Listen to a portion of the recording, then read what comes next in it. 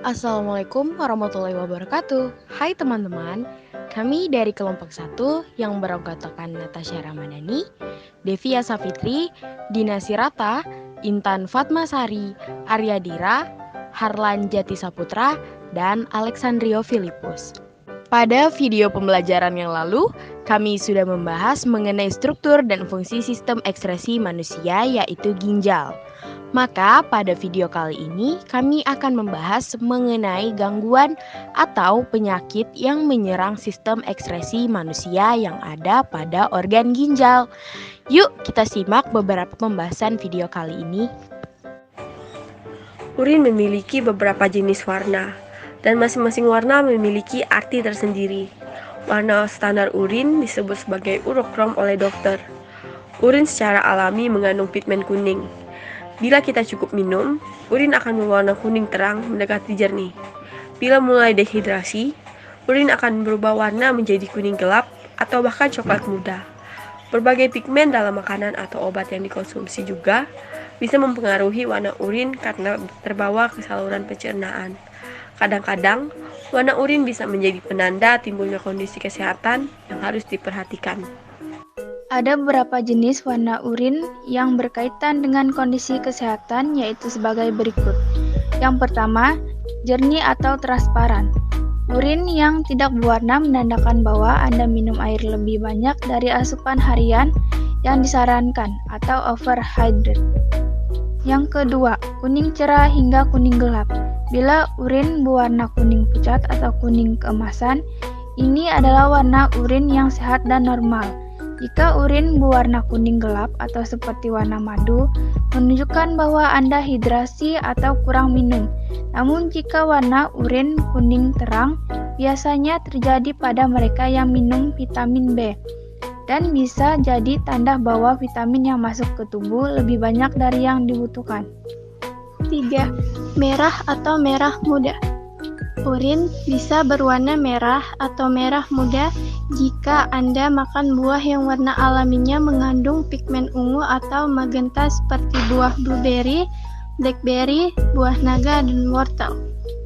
Namun, beberapa kondisi kesehatan bisa menyebabkan darah masuk ke urin, yang dikenal dengan istilah medis hematuria, termasuk pembesaran prostat, batu ginjal, tumor di kandung kemih dan ginjal, dan infeksi saluran kencing. 4. Oren dan jingga. Jika urin berwarna oranye, maka bisa disebabkan oleh konsumsi vitamin B2 dosis tinggi, obat infeksi saluran kencing, atau antibiotik untuk mengobati TBC. Jika dibarengi dengan tinja yang berwarna pucat, maka bisa menjadi tanda bahwa cairan empedu masuk ke dalam aliran darah akibat gangguan saluran empedu. Biru atau hijau. Warna urin seperti ini jarang terjadi, namun bisa disebabkan oleh pewarna makanan yang terdapat dalam asparagus. Bisa juga akibat pewarna yang digunakan pada tes medis untuk memeriksa kondisi ginjal atau kandung kemih atau obat-obatan tertentu. Coklat gelap atau kehitaman warna ini juga bisa terjadi akibat efek samping dari obat-obatan tertentu atau karena makanan. Yang harus diperhatikan, warna urin gelap seperti ini bisa mendatangkan adanya penyakit dalam tubuh, termasuk propiria, menumpahkan zat kimia alami dalam aliran darah, penyakit liver, kanker kulit, melanoma yang menyebabkan pigma kulit masuk ke pembuangan limbah tubuh, dan keracunan tembaga atau fenol. Keruh, putih susu, atau berbusa. Ada beberapa kasus urin keruh juga tanda tubuh Anda kekurangan cairan. Bila urin keruh dibarengi dengan adanya busa atau buih, maka disebut pneumaturia. Nah, teman-teman, beberapa dari penyebab ini bisa dihindari untuk menjaga warna urin tetap normal. Namun, beberapa lainnya ada di luar kendali kita. Berikut cara-cara yang bisa dicoba. Yang pertama, minum air putih yang cukup. Yang kedua, batasi asupan kafein dan alkohol. Yang ketiga, kurangi asupan makanan atau minuman yang mengandung pewarna buatan. Yang keempat, berhenti merokok. Yang kelima, jaga berat badan. Yang keenam, berolahraga secara teratur.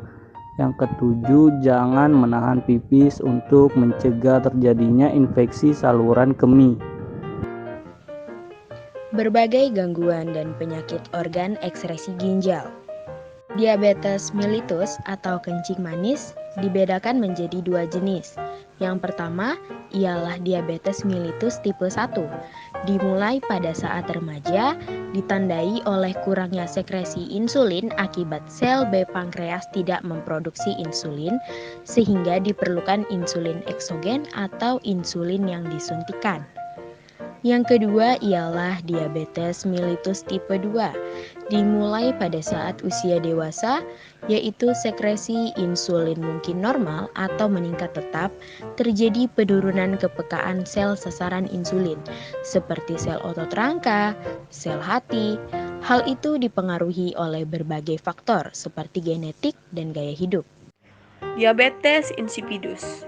Diabetes insipidus adalah penyakit yang ditandai dengan produksi urin dalam jumlah banyak dan encer, yang disertai dengan rasa haus. Pengeluaran urin sekitar 20 liter per hari, artinya 30 kali dari jumlah urin normal. Penderita disarankan banyak minum agar tidak terjadi dehidrasi. Penyebabnya, kekurangan hormon ADH atau antidiuretik hormon. Albuminuria adalah penyakit yang terjadi akibat ginjal tidak dapat melakukan proses penyaringan, khususnya penyaringan protein. Protein dalam bentuk albumin akan keluar bersama urin. Penyebabnya ialah kerusakan pada glomulus. Coba kalian perhatikan di sini karena terjadi kerusakan pada glomulus sehingga protein yang harusnya masih dibutuhkan oleh tubuh keluar. Nefritis. Coba kalian perhatikan ginjal normal dan ginjal yang mengalami peradangan atau nefritis. Nefritis adalah radang nefron pada ginjal. Penyebabnya ialah infeksi bakteri dari spesies Streptococcus sp. Gejalanya ialah hematuria atau darah dalam urin, proteinuria atau protein dalam urin, dan edema. Batu ginjal. Pengendapan kristal kalsium fosfat menjadi batu ginjal. Coba kalian perhatikan gambar ginjal tersebut. Batu ginjal yaitu adanya pengendapan pada rongga ginjal atau kandung kemih. Endapan dapat berupa senyawa kalsium dan penumpukan asam urat. Penyebabnya ialah kelainan metabolisme, sering menahan buang air kecil, dan kurang minum. Cara mencegahnya, yang pertama, perbanyak minum. Yang kedua, tidak menahan buang air kecil. Yang ketiga, batasi konsumsi protein hewani. Yang keempat, kurangi asupan garam. Yang kelima, kurangi makanan tinggi oksalat. Gagal ginjal atau disebut dengan anuria yaitu kegagalan ginjal dalam memproduksi urin. Anuria disebabkan oleh kerusakan glomerulus hingga penyaringan tidak dapat dilakukan. Ini adalah gambaran perbedaan antara ginjal normal, ginjal gagal ginjal, dan ginjal gagal ginjal kronis. Nah, teman-teman, segitu saja pembahasan dari kelompok kami mengenai penyakit atau gangguan pada sistem ekskresi organ ginjal. Terima kasih karena sudah menonton. Sampai jumpa pada video pembelajaran selanjutnya. Wassalamualaikum warahmatullahi wabarakatuh.